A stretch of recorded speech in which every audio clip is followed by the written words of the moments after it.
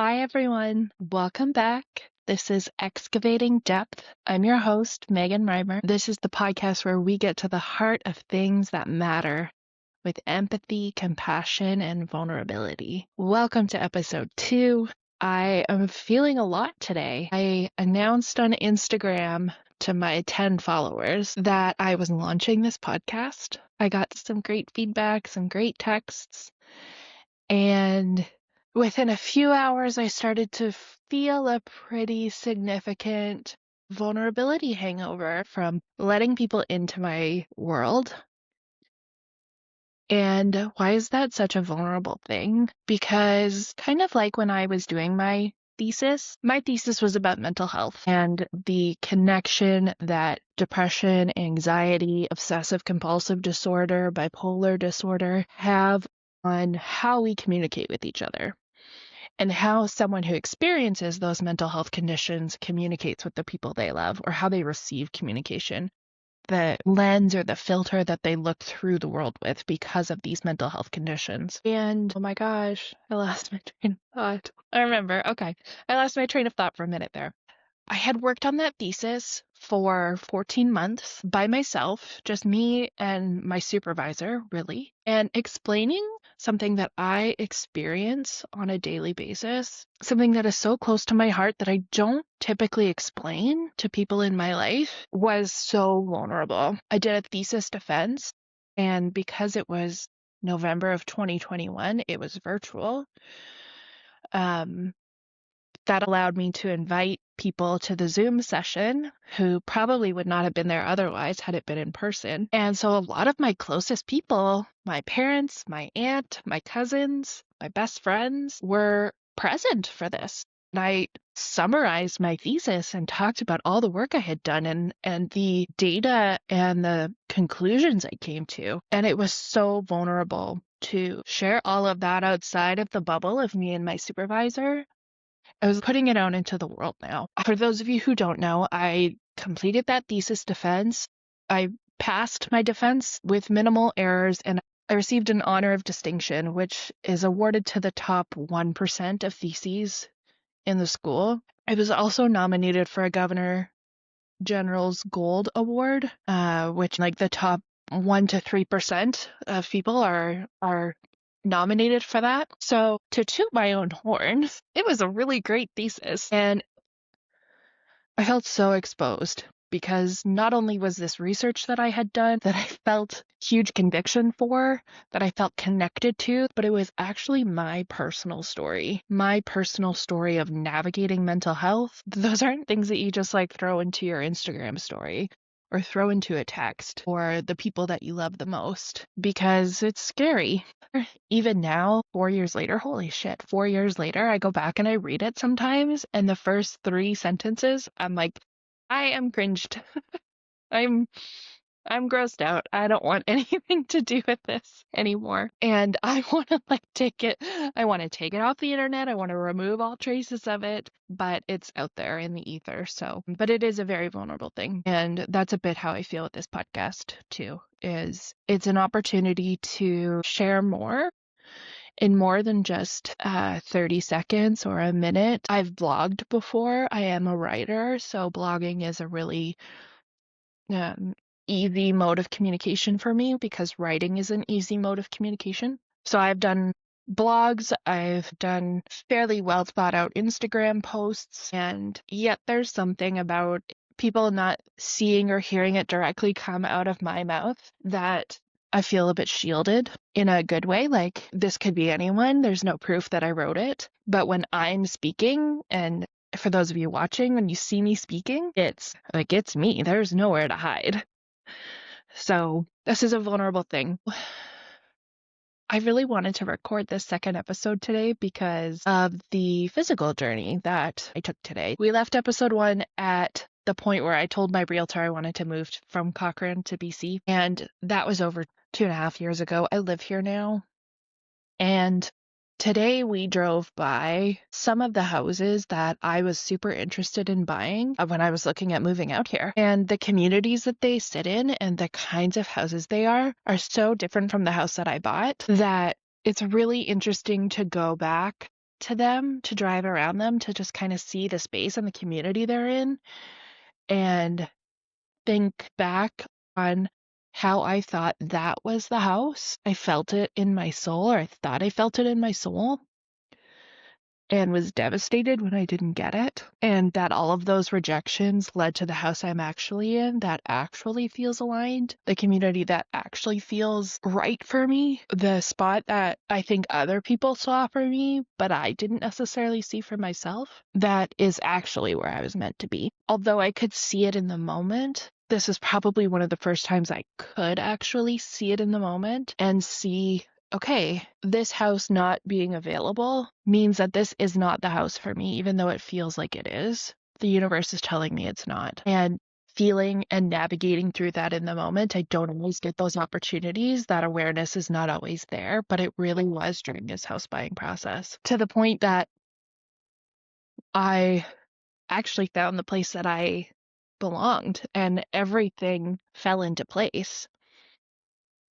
I'm even remembering parts of the story that I had forgotten, and it's reminding me how powerfully everything really did fall into place for me to be here. So, that said, let's go back in time to May 2023.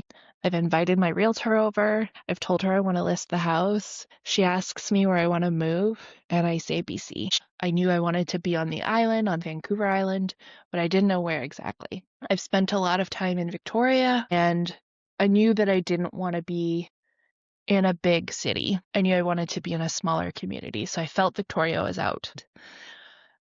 Nanaimo is about an hour and a half drive north, and then 2 ferries to the Vancouver area, and that accessibility is important to me. So I felt Nanaimo was a good spot to land because of the accessibility to the mainland and the amenities and the space around it. It just felt right. So within a few days of her coming over, the photographer came out and took pictures of the house and did all the measurements. We got the listing up. A few days before the listing went up, I shared with my community that I was moving, and the response I got back was really amazing, actually. Some of my closest friends said, I always knew this was in the cards for you. I always knew you would end up there. And that felt really meaningful to me because we don't always know how we project ourselves in the world. And I felt like I had this desire, but I hadn't actually shared it that much. I thought I just was kind of keeping it secure. And when people reflected back to me and said, yeah, I'm not surprised. It's amazing. I am surprised, but I'm not surprised because I always saw you there. It was just magical that the vibes and the desires I was putting out to the world were being seen. A few days after I listed my house, I drove out to Nanaimo for a week. I wanted to have a work week in Nanaimo and just see what working and living here felt like. I wanted to explore different communities, see what amenities were available, see the nature around them, understand their accessibility. I really wanted to get a good understanding of what it would be like to live here because that's a big move to make and not fully understand what it means. I had never been to Nanaimo, by the way. This would be my first time. I lie. I have been here once. I had driven from Victoria to the Nanaimo airport. I had a meeting at the Nanaimo airport, and then I flew to Calgary. That's my experience of being in Nanaimo. So I really knew nothing about the area. So it took me by surprise that this felt like the space for me because I had never been here before. But that also made it more important to come out here and spend a week living out here. So I drove out here. We spent a few days in a hotel. Then we moved to an Airbnb for 4 days in kind of the suburbs. I would work during the day, and then we would drive out to spots and scope them out and explore the amenities and explore the beaches and get a sense of the community. And one night we had a really beautiful evening in Qualicum Beach, which is 45 minutes or so kind of northwest of downtown Nanaimo. We had a beautiful evening there, playing on the beach, playing in the water. The sunset was beautiful. Not knowing the area, I just drove. I just drove down the highway, and then I turned right onto some street, and then I drove down there, and we ended up at the beach. I had to mark it in the GPS on my car to remember where we had been, because I wanted to experience this again. And I thought this was the place I wanted to live around. There was actually a house for sale on that random road that I turned right off the highway from. And it was within my price range, and I liked it. I thought, how aligning, how divine that this house is on this street. It's within my budget. It's aesthetically my style. It must be the house for me. So when I found a realtor out here who happened to be my Airbnb host, we spoke after I left. He said, come back anytime. I said, I probably will, because we're moving out here and dog-friendly Airbnbs are hard to find. And he said, well, hey, I'm a realtor, so if you need help, let me know. And I said, I do need help. Thank you. So that was very divine, because we're good friends and we had a great time looking for houses. So I immediately sent him this house that I had randomly driven by, turning right down the street to this beach. It was available to me on the real estate website, but he told me it was under contract. And I thought, that's not right. That doesn't make sense. This is my house. That was a really frustrating redirect, because I thought that was it, and it would turn out not to be it. And the thing about this house was that it was very aesthetically similar to the house I had in Cochrane, in terms of a new home that was a kind of suburban-y, in a suburban neighborhood. It was kind of cookie cutter-ish, and I thought that's what I wanted. To me, in a sense, it was taking my Cochrane home, which I loved, and just picking it up and plopping it on the island. And there was a sense of comfort in that, because my Cochrane home was brand new. I'm a single woman. I'm not handy. Things being under warranty are beneficial to me, and things being brand new are beneficial to me, because I don't have to fix shit. I don't have to worry about shit. So I thought that was the kind of home I wanted. And I kept pursuing homes like that, including a home that was one of many in a cookie cutter subdivision. I looked at 2 homes, 3, I think, in this little community of maybe 50 homes. And again, they were beautiful, very modern and very sleek, and had all the amenities I wanted: a yard and a garage and a big tub and a few extra rooms. The yards were so small, and I'm talking like the size of a closet, if that. Maybe a little bigger, maybe the size of a bedroom. Definitely smaller than the yard I had in Cochrane, although my yard was not very big. But certainly not enough for Brimley to have the zoomies in. It would be just enough for her to pee and poop on. So the lot sizes were super small. And I thought that's just what I lose in moving to BC. You get smaller lots out here. There were 2 or 3 homes in this complex I looked at, and one of them was so close to putting an offer on. And I think the process of it was a little bit rushed for me. And one thing I have learned that I hope to explore a little bit more on this podcast, but it's called human design. I'm not well versed enough in it to explain it, but it's a bunch of ancient modalities put together in one. It tells you a lot of things about how you're meant to live your best life. And one of the things it tells you is how you can make the best decisions based on your design. And for some people, that's a real gut decision. And for some people like me, it's a very emotional decision. It actually benefits me to sit in the emotions of something on one side of the spectrum, sit in the emotions of it on the other side, and then come to a neutral space and make a decision from that space. And that might take a few days.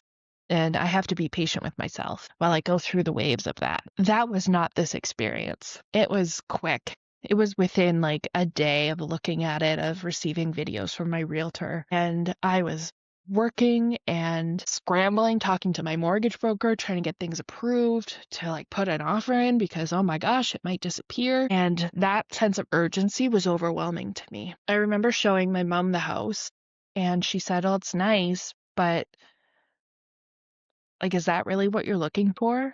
And to me, that was a bit of a point of reflection. Do I actually want to just pick up my Cochrane house and drop it into BC? Or do I want something a bit more unique? And when she said that to me, I thought, you're right. That's not what I want. And so I told my realtor I had to just take a day and think about it.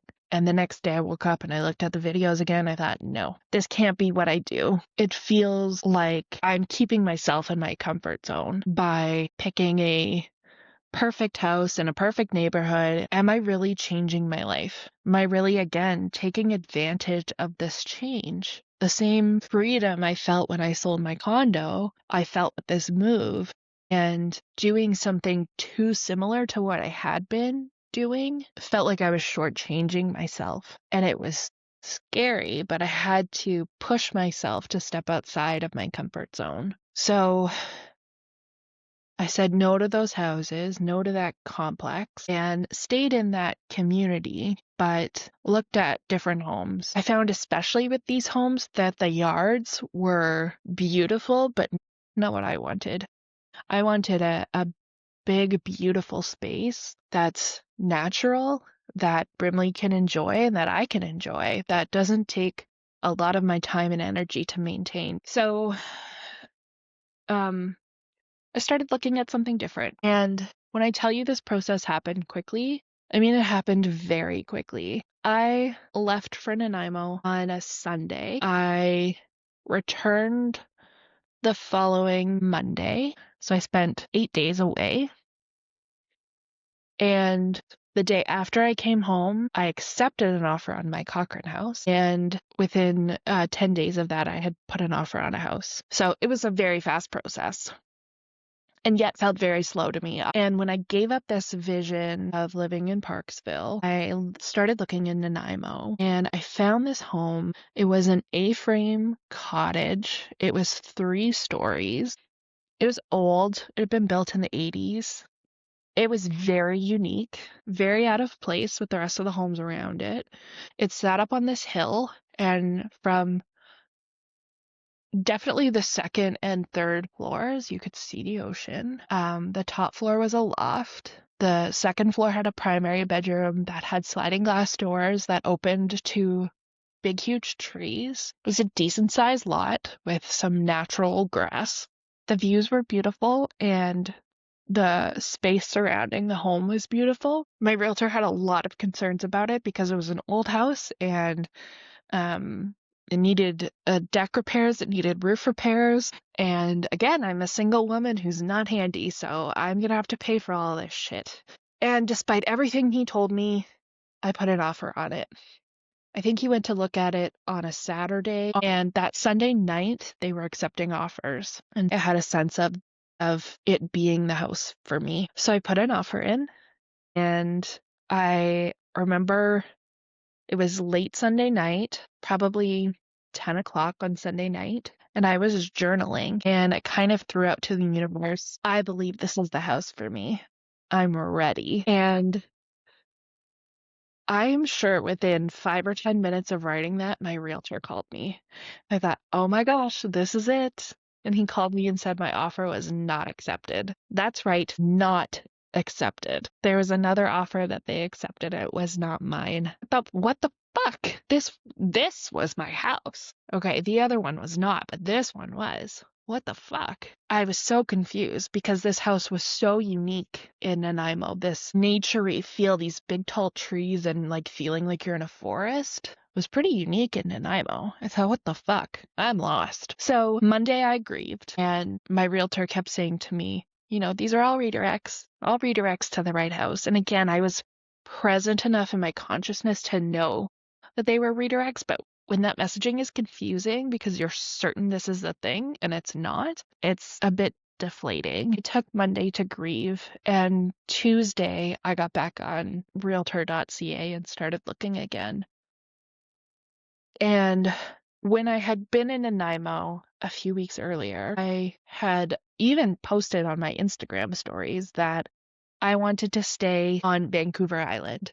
There are a few Gulf Islands on the east side of Vancouver Island that are 20 to 30-minute ferry rides away from the big island. I kind of made a declaration I did not want to live on one of these secondary islands because I was thinking about how annoying it would be for people coming to see me, that they'd have to take a ferry and then another ferry, and I just felt the accessibility was tough, and that it was so far out of my comfort zone, that people on these islands were like growing their own vegetables and self-sustaining, and I didn't know what kind of amenities were even available on these islands. Like, did they have grocery stores even? So I felt I was pushing myself way too much outside of my comfort zone. And yet after this house offer fell through, I thought, this is what I want, this kind of natural landscape and this unique kind of house. Where do I find that? It's so rare in Nanaimo from my perspective, and I couldn't find any homes for sale like that. So where do I go to find something like that? And I feel like I literally just zoomed out on the realtor map to include the Gulf Islands around Nanaimo, and I found Gabriola Island, and I found 5 or 6 properties on Gabriola that all had this same atmosphere of being older homes. Some of them are brand new, actually, being on bigger lots, like half an acre or a little bit less, surrounded by trees. And I thought, yeah, fuck yeah, that's what I want. And so by Tuesday, I had texted my realtor 5 or 6 listings, and he was like, Gabe, really? And I said, yeah, I'm kind of feeling this. So he made a whole bunch of appointments to come over to Gabriola on Thursday. And for the 6 or 7 houses I sent him on Tuesday, including one home that he told me was under contract. And I was super bummed because it was so beautiful. And I went back to my journal that Tuesday night and started writing again and said, I'm ready for my house. This has not been a long process, but it feels like it's been a very emotional process, and I'm ready. So bring me my house. And on Wednesday morning, early in the morning, I got a text from my realtor saying the house I really loved that was under contract, the contract fell through. The prospective buyers backed out, and the conditions were supposed to come off like the next day. And so a day before the conditions were supposed to come off, the buyers backed out. And I said, oh my gosh, that means you can go see it tomorrow. And he said, fuck yeah. So he came over on Thursday and did all these video tours of these 5 or 6 homes. And all of the homes he looked at were beautiful, but this one that had actually been under contract and fell through felt so perfect. It's designed beautifully. It's just big enough. The yard is beautiful. It's newly renovated, and I just fell in love. So I put an offer in. They counter-offered, and then I counter-offered, and they accepted. So Saturday morning, I had an accepted offer on the beautiful home I now live in on Gabriola Island. And still 2 years later, everything about it feels perfect. And there were some challenges to getting financing in place and all of those components, but there was a point where my mom said to me, whatever we have to do to make this work, let's do it, because I can't imagine you living anywhere else but this home. And again, that felt so powerful to hear someone else reflect that back to me, because I felt that way too. And so to hear someone else reflect it back to me, that I had been putting that out to the world and people recognized that, felt so powerful. And I got this house. It still feels beautiful to me. It's in a really great location, and I'm 10 minutes from the beach. I see beautiful sunsets from my deck. I pass the ocean to go to the post office, to go to the grocery store, to bring my dog to the groomer. I get to drive by the ocean and see mountains, and I get to see whales. And oh my God, connecting with wildlife here has been a whole new experience. I'm into birds. Volunteer for an animal rescue. I volunteer for Meals on Wheels. I volunteer for the land trust here for keeping nature. I get to be lazy with my yard and just let shit grow. And it's accepted, in fact, encouraged to just let whatever grows grow. And it feels so magical. When I'm stressed, I go to the ocean and I sit by the water and I hear the waves and I feel the water. And it's like it washes it all away.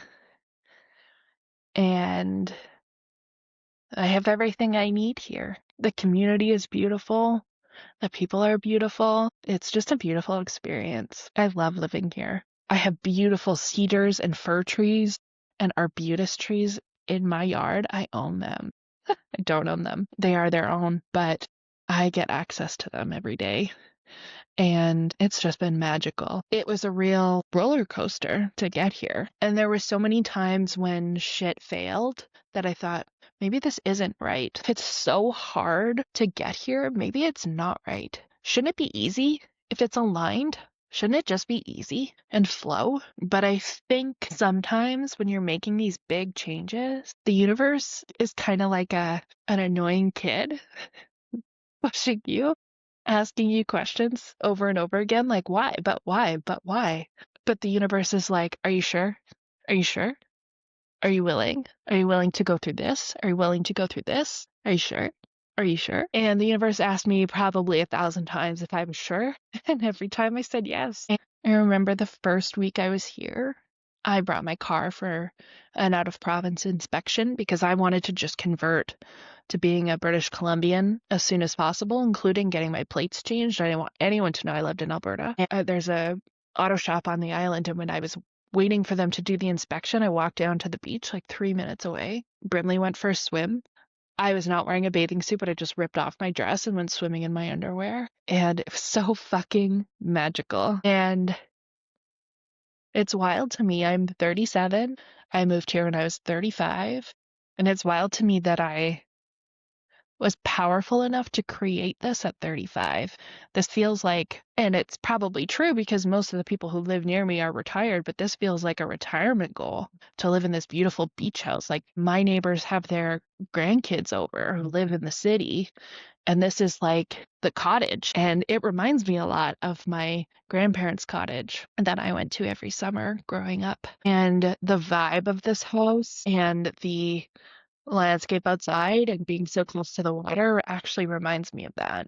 And maybe in a sense, I'm reparenting myself again through that. So that's how I got here. I actually get asked all the time, mostly from people who live here on Gabriola, who find out I came from Calgary. How did you find Gabriola? Because it's not a very well-known island, and I have learned to just be so honest with this response. My response is always, as corny as it sounds, all I can say is I followed my heart. I followed my heart to get here. And that honestly still feels true. Getting to the heart of this,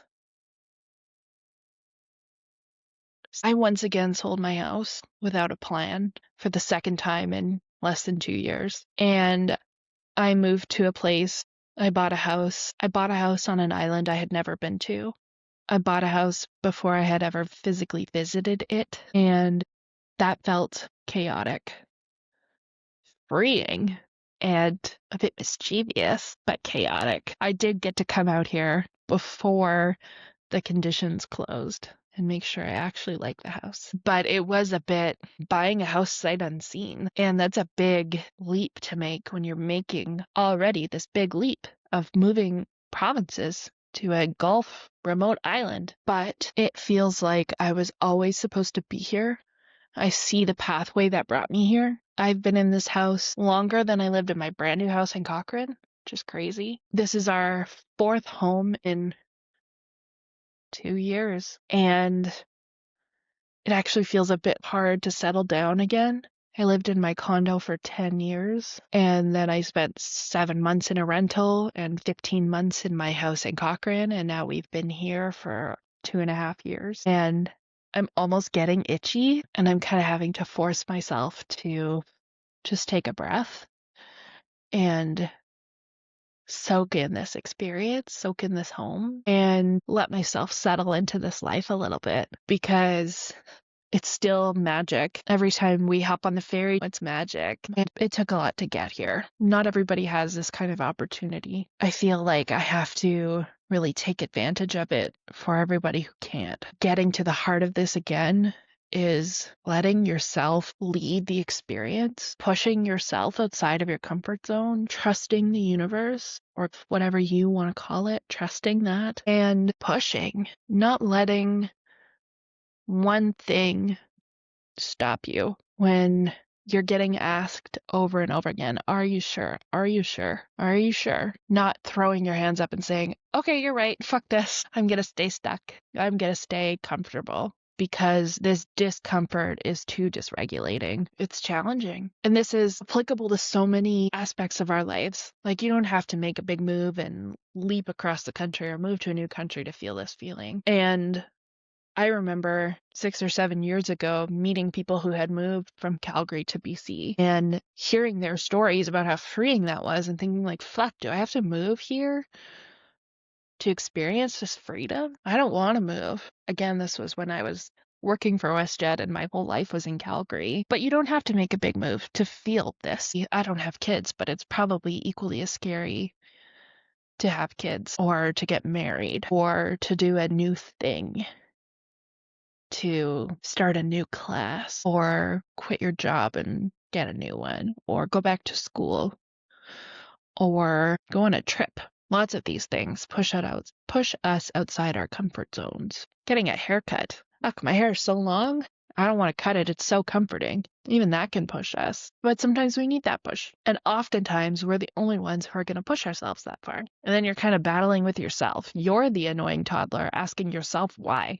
Why are you doing this to yourself? My God, stop it. This is uncomfortable. Why are we doing this? But getting to the heart of it, these things matter. Making these changes are important because things are far more within reach than we may realize. And we're allowed.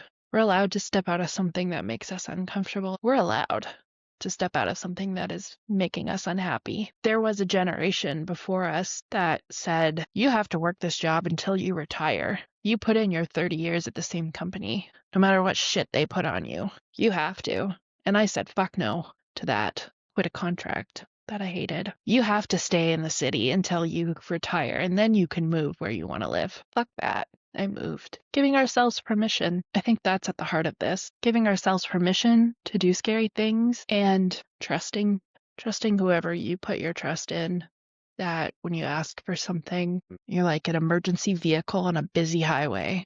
The road just opens up for you. But not if you don't put your lights on. Not if you don't put your lights on. Not if you don't put it out into the world. Thank you for joining me. I'm honored to have you listen. I hope this felt connected. I hope it resonated. I hope you saw a bit of yourself in this. I hope you use this story to push yourself a little bit outside of your comfort zone, to give yourself permission to listen to your inner knowing, to not stay stuck as easy as it is. I hope something connected for you.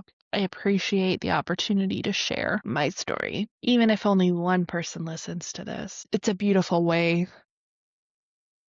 to share and enter vulnerability hangover. Thank you, my loves, for joining me. Stay tuned for the next episode of Excavating Depth. And I understand there's some algorithmic god in the podcast sphere. So if you feel so encouraged, please leave a rating for this podcast. I think it helps with the algorithmic gods. And I will see you next time.